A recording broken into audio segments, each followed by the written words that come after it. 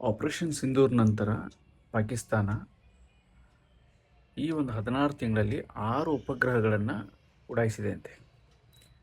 ಅದಕ್ಕೆ ಕಾರಣ ಕೇಳಿದ್ರೆ ಇದು ಕೃಷಿಗೆ ಸಂಬಂಧಪಟ್ಟಿದ್ದು ಮತ್ತು ನಾಗರಿಕರಿಗೆ ಸಂಬಂಧಪಟ್ಟಿದ್ದು ಅಂತ ಹೇಳಿದೆ. ಅದರ ತಜ್ಞರ ಪ್ರಕಾರ ಇದು ಡಿಫೆನ್ಸಿಗೆ ಸಂಬಂಧಪಟ್ಟಿದ್ದು ಅಂತ ಹೇಳ್ತಾ ಇದ್ದಾರೆ. ಸೊ ಇಲ್ಲಿವರೆಗೂ ಅವು ಬಾಹ್ಯಾಕಾಶ ಕೇಂದ್ರದಿಂದ ಟೋಟಲ್ 15 ಉಪಗ್ರಹಗಳನ್ನು ಉಡಾವಣೆ ಮಾಡಿದ್ದಾರಂತೆ.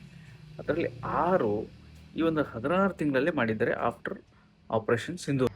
ಒಂದು ವರದಿ ಪ್ರಕಾರ ಹೊಸದಾಗಿ ಏನು ಉಡಾವಣೆ ಆಗಿದೆ ಉಪಗ್ರಹಗಳು, ಇವು ಸ್ಪೆಷಲಿ ಜಮ್ಮು ಕಾಶ್ಮೀರ ಮತ್ತು ಉತ್ತರ ಭಾರತದ ಭೂಭಾಗಗಳನ್ನು ಚಿತ್ರೀಕರಿಸುವಂತಹ high resolution optical imaging, AI ಈ ಥರದ ತುಂಬ ಟೆಕ್ನಾಲಜಿಕಲಿ ಹೈ ಎಂಡೆಡ್ ಆಗಿ ಇರೋದ್ರಿಂದ ಇವು ಉತ್ತರ ಭಾರತ ಮತ್ತು ಜಮ್ಮು ಕಾಶ್ಮೀರದ ಮೇಲೆ ತುಂಬ ನಿಗಾ ವಹಿಸುವಂಥ ಉಪಗ್ರಹಗಳಾಗಿವೆ.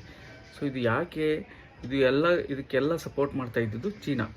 ಅವರ ತಂತ್ರಜ್ಞಾನವನ್ನು ಬಳಸಿ ಇದು, ಯಾಕೆಂದರೆ ಪಾಕಿಸ್ತಾನಕ್ಕೆ ನೀರಿಲ್ಲ, ಹಿಟ್ಟಿಲ್ಲ, ಪೆಟ್ರೋಲ್ ಗಗನಕ್ಕೇರಿದೆ, ಉಪಗ್ರಹಗಳಿಗೆ ದುಡ್ಡು ಬೇಕಲ್ಲ. ಅದರಲ್ಲೂ 16 ತಿಂಗಳಲ್ಲಿ 6 ಉಪಗ್ರಹಗಳನ್ನು ಉಡಾಯಿಸಿದೆ.